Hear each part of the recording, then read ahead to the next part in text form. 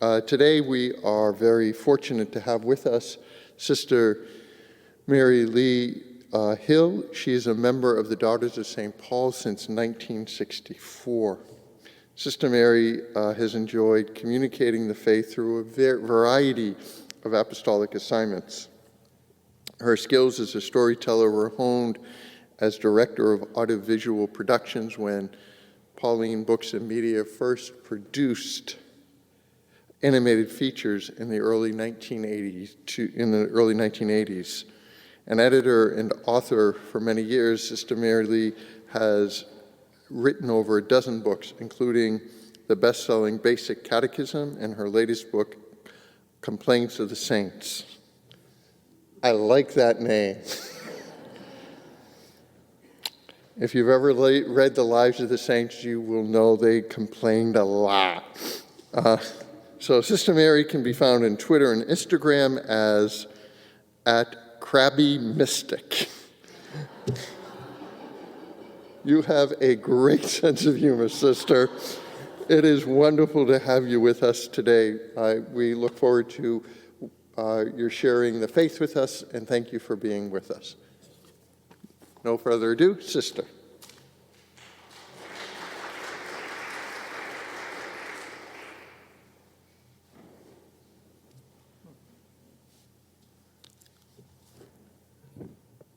Just so you know, the only real part is the crabby. The mystic part we just put there so it would pass muster. So, you know why you're all here, I hope. This is the first night of your Advent retreat, and there will be two far nicer sisters coming tomorrow and the night after, so I encourage you to come. They'll be talking about real Advent things. I'm kind of the preparation lady. But we're talking about coming to encounter Jesus, which is what we do during Advent. And my talk, if you noticed, is called All the Bells and Wassails of Advent. Hopefully you all know what bells and whistles are. Well, I got carried away and I called it the bells and wassails. So we shall see what that means in a few minutes. But I wanted to start with a little prayer, which Courtney so nicely put up on the screen by some magic that's known only to her. This is a little prayer that we say in Italian, but I thought it would be better in English. And so let us pray it together. Come, O good Jesus, be born in my heart with your holy love. O delay no longer, come, O good Jesus. And we're fortunate tonight we have good Jesus right here over my shoulder, so I do have to behave. He's here watching. Now, we're a little retro tonight too, as you notice. Luckily, we did have some words on the screen, but I'm from the time before chalkboards were invented, so all you get is a talking head and in the presence of Jesus, a talking head in you. That could be the name of my next book. Now, if you're wondering what the title, All the Bells and Wassails, is going to get us into, it's really that Advent is the weeks preceding Christmas, as we know. There are a mix of the sublime and the nearly ridiculous, as we've known for all the years we've prepared for Christmases. We spend a lot of our time battling within ourselves a desire to be really in tune with the holiness of the season and our love for our cultural Christmas traditions, all the sights and smells and sentiments and everything that go into celebrating Christmas. And when I was writing this, I was tempted, I'm not going to say I'm really going to do it, but I was tempted to call Advent the Purgatory of the liturgical season. And we won't try to explain what Lent is, but Advent, if it's the purgatory of the liturgical season, it's only because it's a time of joyful expectation It's penitential, but we know what's coming, the birth of Jesus, of our Messiah. So we're joyful in this penitential time. So if we pull out all the bells and whistles, what are they saying? Well, the bells are the liturgical stuff of the season, the holy things. And the wassails are the cutesy fluff, shall we say. That's more the wholesome stuff of Advent. We don't want to say it's all no good, because everything that goes into our Christmas preparation is beautiful in its own way. It may not be especially holy, but it's good. It's wholesome. So we have the holy and the wholesome to prepare ourselves. And this is why we say, why we have wassail. Because the joy of Christmas is almost too big for Sundays only, which is what most of us put into Advent. We forget that there's a week attached to it. There are 7-day intervals, not just one day. So we get carried away, and we often pay more attention to those other 6 and the wholesome part of preparation rather than the holy. The Curé of Ars said that if we set out to meet God, He will come to meet us. If we set out to look for Him, He will find us. And that's basically what we're doing at this time of the year. We're looking for our Messiah, who we know is here, but we want to celebrate as if He were coming for the first time. And all this business of the holy and the wholesome made me think of a little incident I read somewhere about a woman talking to a friend, and she said, my husband likes those nativity cards, but I want something a little more Christmassy. Yeah. Which is a trap we often fall into. We forget what Christmas really is. And the word Adventus, I think, can roughly be translated into Black Friday in English. I think that's what it means, Adventus. And we know this because even now, in this week after Thanksgiving, you hear people say, I'm going to the mall on a little adventure. An adventure.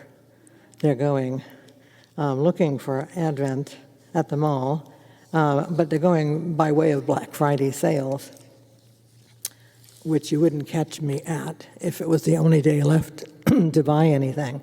But this is all part of the wassailing, when we go a wassailing. Remember that hymn? I can't remember how it goes, or it's better that I don't, because I might be tempted to sing it to you, and they'd all go screaming out the back door. But this is the wholesome stuff would include things like Black Friday sales, the garish to the glorious decorations that we sometimes put up. When I first was transferred to San Diego, when I was very young, many, many years ago, we had a box of Christmas decorations for the bookstore. And Sister Superior said, okay, we're all going up there Thanksgiving afternoon, and everybody just take something and hang it up. Well, it was horrid. We had every variety of garlands and stuff hanging here and there. It was terrible. Luckily, another sister came the next year with exquisite taste, and she got all matching decorations, and it looked very nice. But sometimes we do this. We just put up whatever we find. So sometimes we have nice decorations like you have here in the church. It's beautiful. Whoever decorated it, congratulations on excellent taste.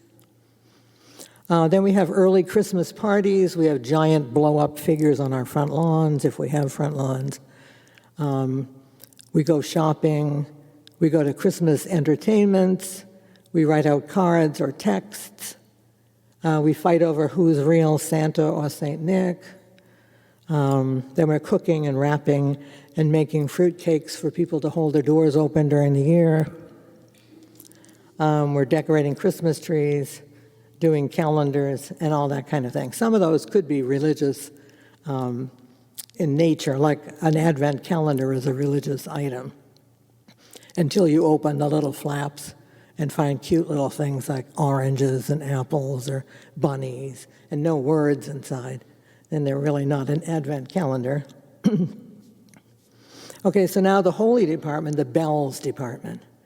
Bells, we ring bells to signify different things. Church bells, of course, are an invitation to come and pray and worship.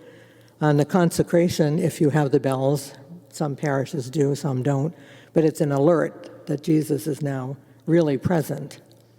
Fire bells tell us to get out really fast. Alarm clocks and school bells tell us, the time and what we're supposed to do.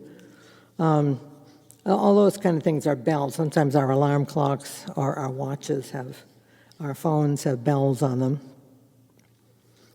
And another holy thing is the season itself, the 4 Sundays, which sometimes last, like this year, we're very lucky. We go actually 4 whole weeks. So we have plenty of time to do what we want to do to prepare. And people are, there's all kinds of opinions about what each Sunday represents. But just go by the liturgy and see what the theme is. Some people say, like, the first one is hope, and the second one might be peace, and then love, and then joy. But I suggest you go with whatever Father says in his sermon. It's always the safest. We'll go with his theme. Then there's the creche, which we will have here in the church. I see it hasn't started yet, which is good. But sometimes we can act out the Christmas season with the little figurines, especially if you have children in the family. It's nice to do, as long as you're not using porcelain figurines. Let them act out the story. Then there's the Advent Wreath, which is here right next to me. 4 candles, and once again, there's all kinds of discrepancies about what each one means. Basically, they just mean that each one is lit, we're another week closer to the coming of Jesus. That's what it boils down to.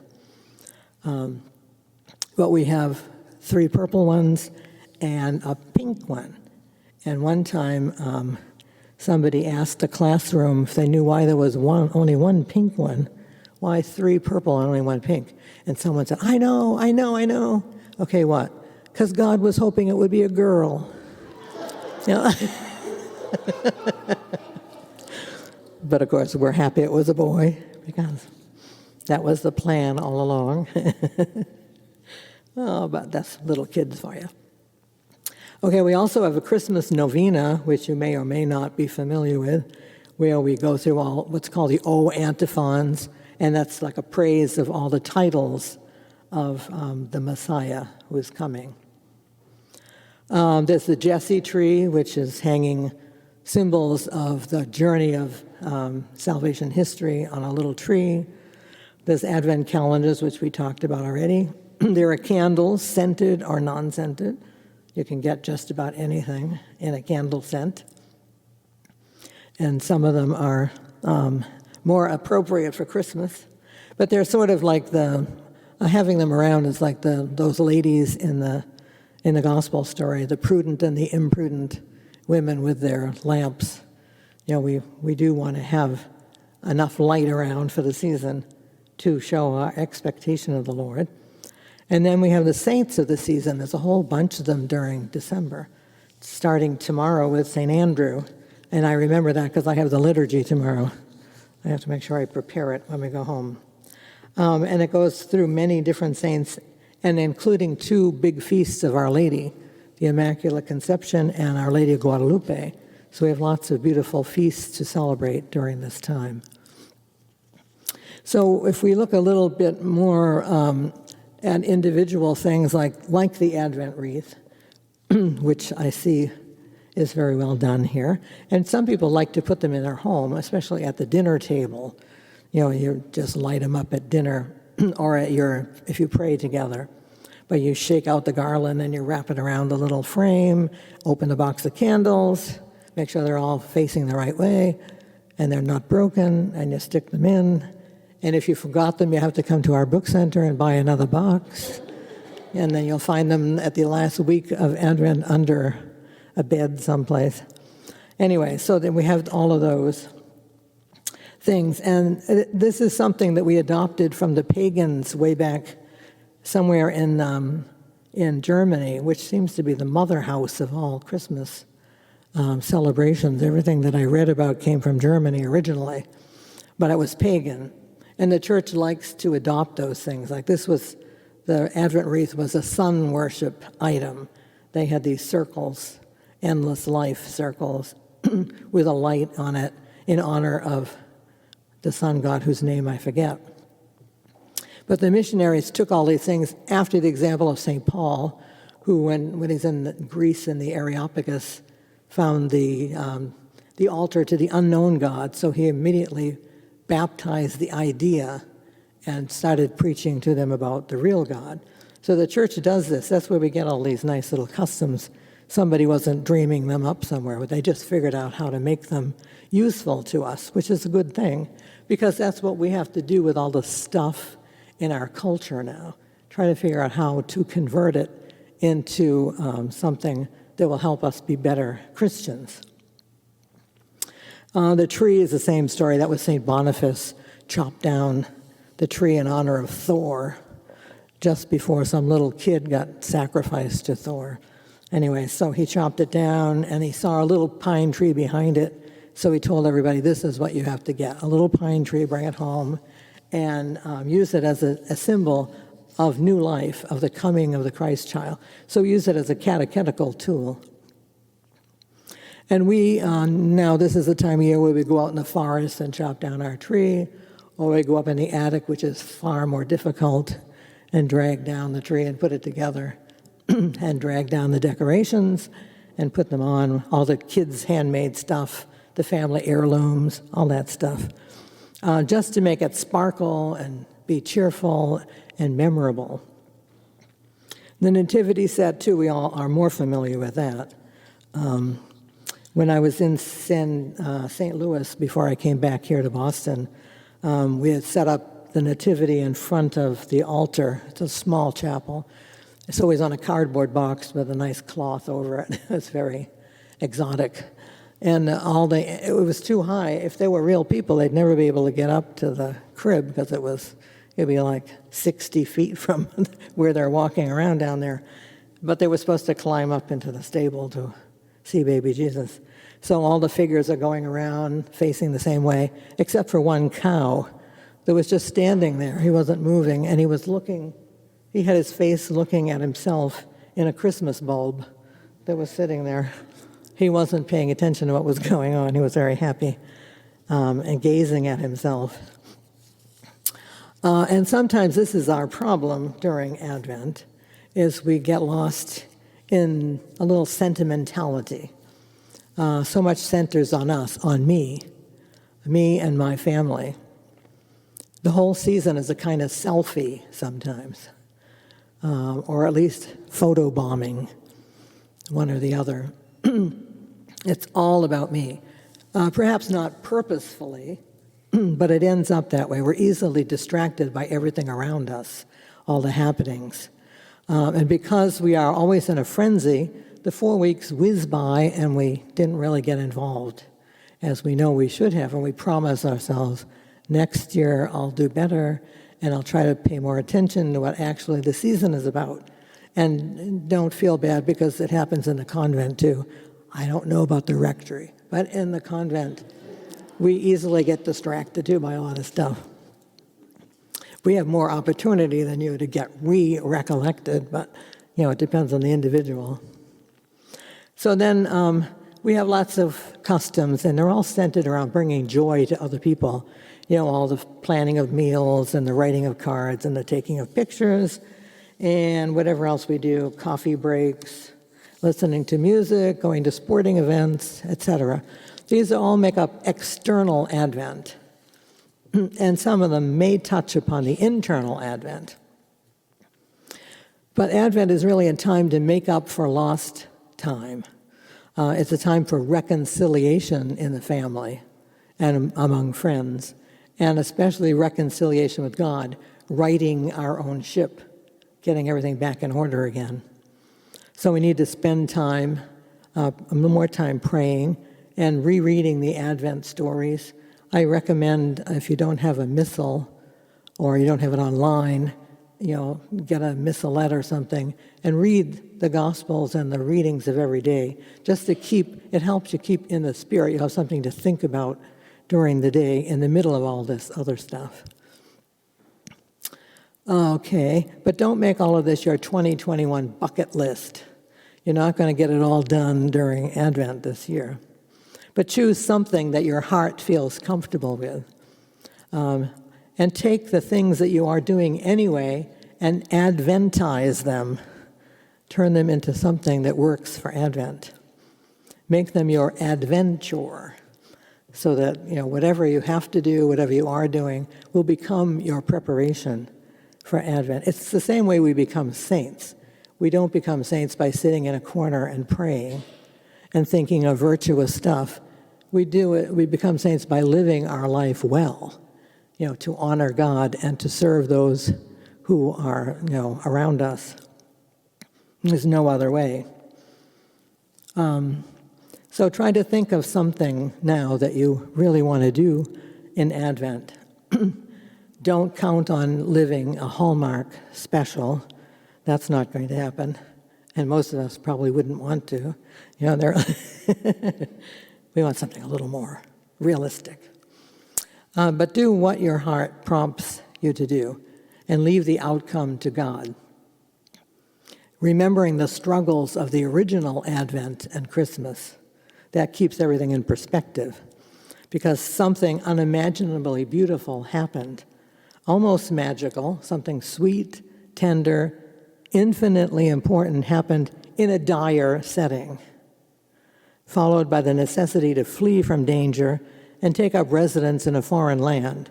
So whatever we're doing can't be quite that bad. Our preparation is not going to get that hair-raising. Even Mary in the original Advent, when it was just her, and she becomes pregnant, and her Advent is made up of trying to explain what's going on and trying to live with her relatives and deal with St. Joseph, who doesn't know yet what's happening. And then she has to take off. She wanted to take off and go visit Elizabeth and take care of her. So, it's all daily stuff going on. And our Advent will be the same way. And I think, speaking of them fleeing, makes me think, and one thing we could do in Advent, one of the possibilities would be to give some kind of help to refugees in honor of the Holy Family. However we would do it, that's up to the individual, but it would be a kind of cultural take on the season, because we know the world is full of refugees in dire circumstances. So it's something we could do as an honor to the original Christmas. So do you see how holy and wholesome things are intertwined? Sometimes we agonize too much on trying to stay on the holy side. But that's it's not a mistake that they're intertwined, because it reflects the whole reason of the season. God sent his Son, born of a woman, in the fullness of time, and the Word became flesh and dwelt among us. He became one of us, one with us, one for us. That was his whole purpose in coming. And God's perfect plan was to intermingle heaven and earth, because this is how he got our attention and drew us into the story of our salvation. We love that the incarnation was of a baby and that a full-grown Messiah didn't just pop up somewhere. It's so much more charming, and it draws us more that he started out like we all do, as a baby. And there were people just like us watching him grow and mature and then go out to preach and perform miracles and finally die, as we all must do. But then he took our flesh to another level by rising from the death to glory and taking our likeness into the presence of God himself, where he is at this very moment, the right hand of God. And then, to keep us in the loop, so to speak, Jesus devised another gift, he was gone to heaven, but he left us his Eucharistic presence, which is here in the church with us always. And this is the most perfectly prepared, wrapped, special gift for each of us. And we're reminded that it's real and that it involves us when, many times during the Mass, but especially for me when the priest puts the drop of water in the chalice where the wine is, and he says, by the mingling of this water and wine, may we come to share in the divinity of Christ, who humbled himself to share in our humanity. This is the beauty of Advent and Christmas, how God really got involved with us. He didn't have to do it this way.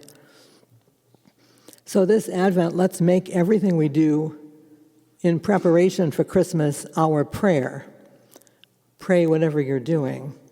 It's a busy season, and you don't have time and leisure to just sit around praying like sisters do. We don't really either, but we have assigned times to pray because that's what we do for a living. But we all need to take some time to find a time to pray. And one of the tricks that we all learned when we were young, either from our parents or from the sisters in school, was the morning offering. Try to dig it up if you don't have the habit of saying it. And it's like a little easy way of making sure you do offer everything as a prayer during the day. All the stuff and the fluff will become your prayer of praise, gratitude, sorrow, and resolve.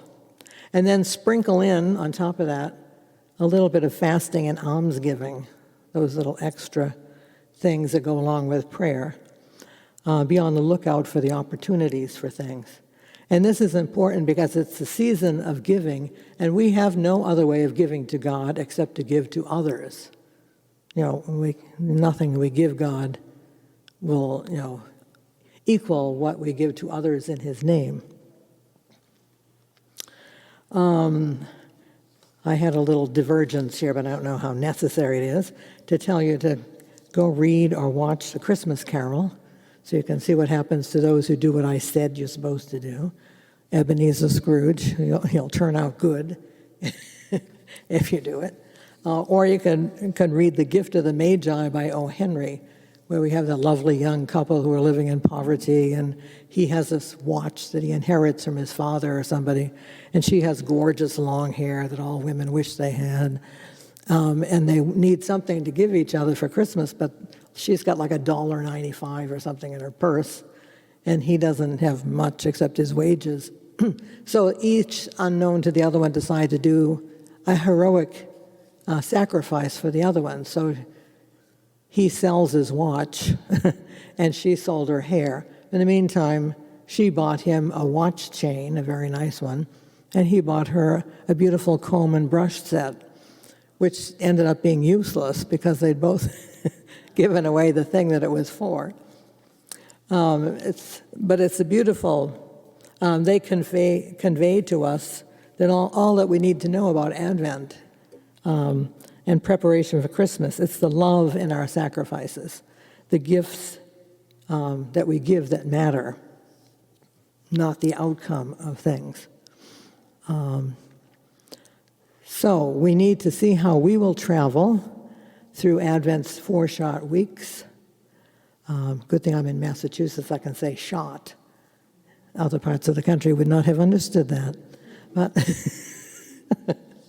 the short weeks of preparation for Christmas. The season of joyful expectation, both secularly and religiously. It's both joyful expectation. But how do we accomplish this when we're so immersed in our culture? The culture only gives a passing nod to Christmas. If they have to, you get Christmassy looking stuff, but not nativities necessarily. And you can't even wish people, a blessed Christmas without getting a slap on the wrist. So we easily get caught up in all the frenzy because of actual Christmas ideals, which is to get the gift for the other. We spend most of the season checking out the sales and getting the best things and wrapping them up and addressing them. And isn't that what God did on the first Christmas? He put aside everything else to give us the greatest gift he could think of, his Son. He wrapped this gift in the manner most pleasing to us, as we said, as a human child, as one of us. The gift was exactly what we needed, and it was, in fact, what we longed for. And this is what we're trying to do to imitate when we do give gifts to others. We decorate in imitation of God who decorated the world for us. We try to make everything beautiful for the season. So we're making ready the way of the Lord. Don't be scared by all this paper. It's useless. I probably shuffled them, and so we're out of order, but we're going to end here. We are making the way of the Lord ready, or the way ready for the Lord, in our heart, in our home, in our parish, in our workplaces, wherever. Everywhere we will be, Advent will be happening, because, as Henry Nouwen said, life is Advent. Life is recognizing the coming of the Lord, so it's all an Advent. And so I wish each of you a most beautiful, joyful, holy, and wholesome Advent. And we're going to take our closing prayer from this week's prayer after communion. It speaks perfectly to all this that we've spoken of, about trying to put the holy and the wholesome together in our daily preparation for the coming of the Lord. So we can pray it together because it's magically appeared on your screen up there. May these mysteries, O Lord, in which we have participated, profit us, we pray. For even now, as we walk amid passing things, you teach us by them to love the things of heaven and hold fast to what endures. Through Christ our Lord. Amen. Okay, thank you very much. And I really do recommend that you come for the next 2 days. I also recommend that you sneak in the sacristy where you're not supposed to go, because there's a book display in there.